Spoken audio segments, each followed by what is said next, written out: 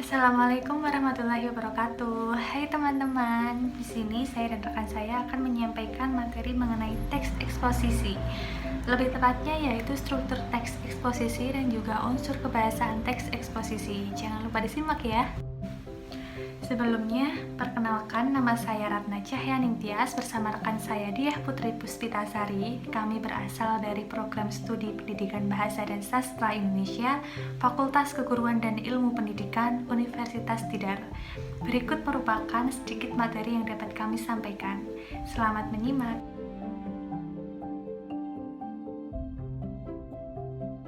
Nah, yang pertama ada pengertian dari teks eksposisi. Teks eksposisi merupakan sebuah paragraf atau karangan yang di dalamnya terdapat informasi dan pengetahuan yang disajikan secara singkat, padat, dan akurat. Teks eksposisi dapat dikatakan sebagai karya ilmiah atau non-fiksi. Kemudian kita lanjut ke struktur teks eksposisi. Pada umumnya, struktur teks eksposisi dibagi menjadi 3, yaitu tesis, argumentasi, dan juga penegasan ulang. Yang pertama ada tesis. Tesis adalah bagian yang menjelaskan maksud dan tujuan dari penulis untuk mengulas topik tersebut. Kemudian yang kedua adalah argumentasi. Argumentasi berisi fakta-fakta dan juga bukti-bukti untuk memperkuat pendapat penulis. Kemudian yang ketiga adalah penegasan ulang. Penegasan ulang berisi rangkuman atas tesis dan argumentasi yang telah dibahas berupa fakta-fakta dari pendapat penulis. Struktur teks eksposisi yang pertama atau tesis ini dapat ditemukan dalam teks eksposisi secara langsung atau eksplisit dalam kalimat, atau bisa juga secara implisit secara tidak langsung dan ditemukan dalam gambaran umum teks tersebut. Struktur teks eksposisi yang kedua adalah argumentasi. Argumentasi digunakan untuk meyakinkan pembaca sehingga terhadap perspektif atau opini penulis bahwa pernyataannya dianggap suatu kebenaran. Dalam argumentasi menyajikan beberapa fakta penting untuk mendukung pendapat penulis sehingga alasannya semakin kuat.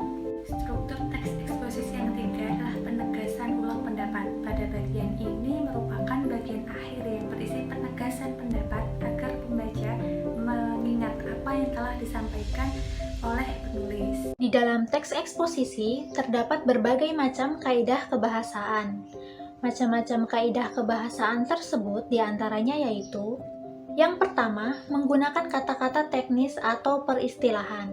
Yang kedua, menggunakan kata-kata penghubung argumentasi atau kausalitas.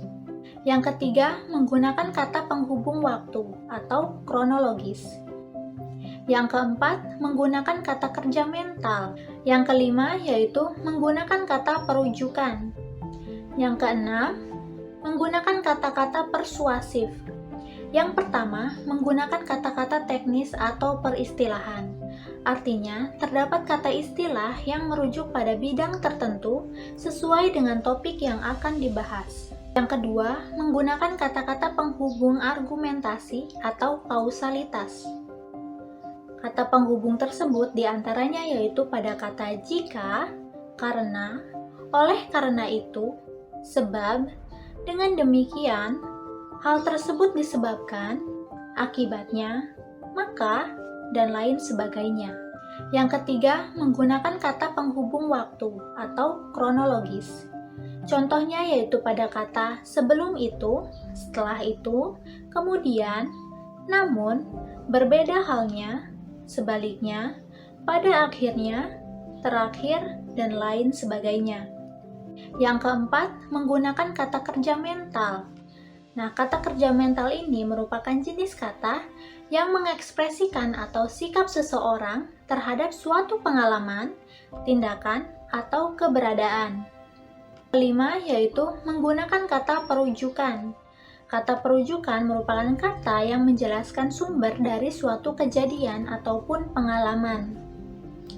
Contoh kata perujukan diantaranya yaitu kata berdasarkan, bersumber dari, menurut, atau merujuk pada pendapat. Yang keenam, menggunakan kata-kata persuasif. Kata persuasif merupakan jenis kata yang berfungsi untuk mengajak atau membujuk seseorang agar melakukan suatu hal. Contoh kata persuasif diantaranya yaitu kata hendaklah, sebaiknya, harusnya, perlu, diharapkan, penting, dan diutamakan.